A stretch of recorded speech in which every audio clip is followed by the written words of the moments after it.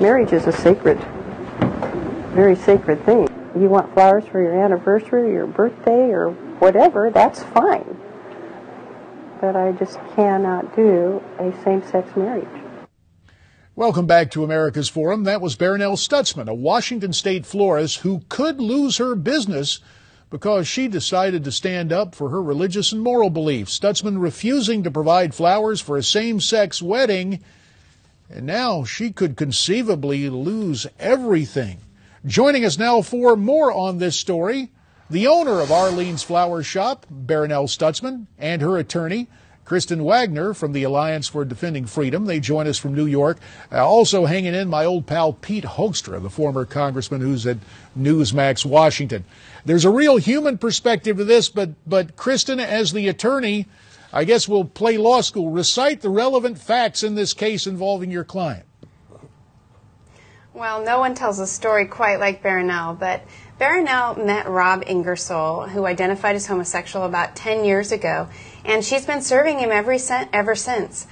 Rob would come into the store, they'd pick out a vase, and then he would say to her, "Do your thing," and as he says, she's amazingly creative.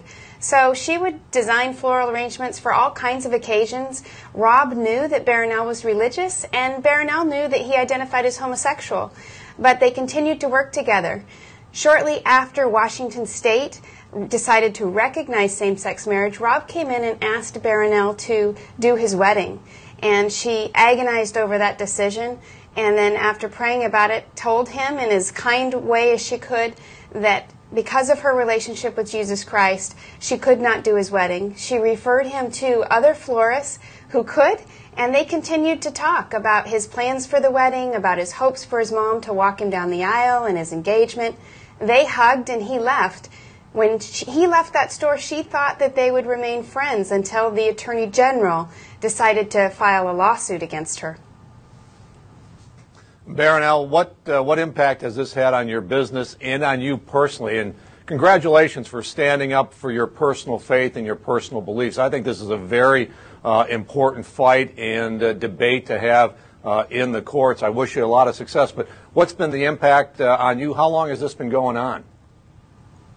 It'll be 2 years in March, and it's definitely had an impact on me personally, but also on my business. Our business is doing okay, but I'm a florist, so when I do weddings, I get referrals, and I get them from birth to death, and get them for anniversaries and birthdays, and so it creates more business, and it creates a better relationship.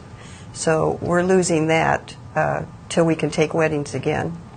So, Barronelle, about a minute 30 remains here, and I want to make sure I understand. Obviously, Washington State has some state statutes. You've got the Attorney General of the state in there on you.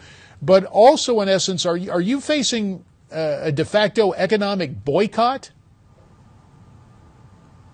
Yes. And the Attorney General and the ACLU are basically telling me I have to comply with their beliefs. Whatever they're telling me, that I have to accept what they're saying, or I'm going to lose my business, I'm going to lose our personal assets, our retirement. They're trying to make me an example, and they're trying to bully me to coerce me into saying that I will do same-sex marriages, which is totally against my relationship with Christ, because it teaches me that marriage is between a man and a woman. And Congressman, if I could just add, there's Sure. a free expression component to this as well. You know, it's not just religious liberty that's at stake here. The government telling us what we cannot say is frightening, but we've now reached a point where the government is telling us what we must say. And that's absolutely terrifying, whether you're religious or not, and regardless of what you think about same-sex marriage. She is an artist, and they are coercing expression. That violates the Constitution. And on that note, Attorney Kristen Waggoner, we will have to say thank you and call a halt to the interview. Unfortunately, the time intervenes. Barronelle Stutzman, thanks to you. We'll keep monitoring this case, and we thank you both, ladies, for joining us from Newsmax, New York.